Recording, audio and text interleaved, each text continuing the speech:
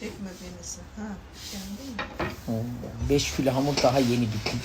2, 4, 6, 7 kunt kaldı. Hele benim güzelim çamaşır sulu 8 senelik hırkamın halini. Ya tişörtün? Tişörtümün arkası yırtık. Onun içine soktum. Neydim? Kotlan mı gelin uyup kaçmaya? Sabahki oğlan nerede, şimdiki oğlan? Güzeldi ama. Evet, onu Trendyol'dan aldım. Belini yalnız çok daraltmışım. Bugün az daha sanki nefes düğmemi açtım, dokturdum. Kibar Hanım, sizden geçmiş yufka açmak. Ne geçmesin lan? Kim açtı o kadar? Ele aratıyor. Ya sen niye kimseyi be? Az Canan. Dürtüne iş yapıyor. Annem de uyanık karı. Bu sefer Nesli'ye saçın başını bırakmamak için koşa oturdu saçın başına.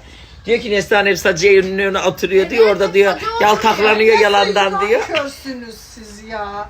Nasıl nankörsünüz? değil mi? Ana oğlan körlükten öleceğiniz. Ne Kibar abla? O konuda haklılar. Bozacının şahidi şıracı. Bütün münafıklar toplandı. Münafıklar toplandı. Doğru değil mi? Uyanık. Halı yıkarken hortum tutuyorsun.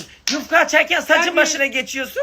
Sorar mısın takipçilerine nerede görüyorlar Neslihan'ı? Görsün Genelde ya. saçın başında hortumun ucunda. Ay, ben her yere yetişen bir bayanım. Evet, Saçı da evet. yapıyordum yufka. Maşallah, Hamuru da Sübhanallah. Maşallah, yoğuruyorduk, Sübhanallah. tutluyorduk birlikte. Ay, gelin Başında gelende de bozacının beleydi, şahidi bastığı yeri. şıracılık Yok, hiç yapıyor. alakası yok. Çok alakası var. Kibar deseydi ki yalan söylüyorsunuz, o zaman sıracı mı olmayacak mıydı?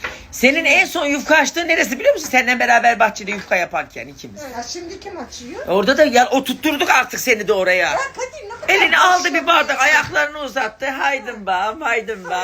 Şimdi de uyanık 2 kunt açıyor, 1 kunt bana açmadan veriyor. Dedim bunu büyüt de öyle ver bana. Allah seni Allah baş etsin senden. Hiçbir şey demiyorum sen.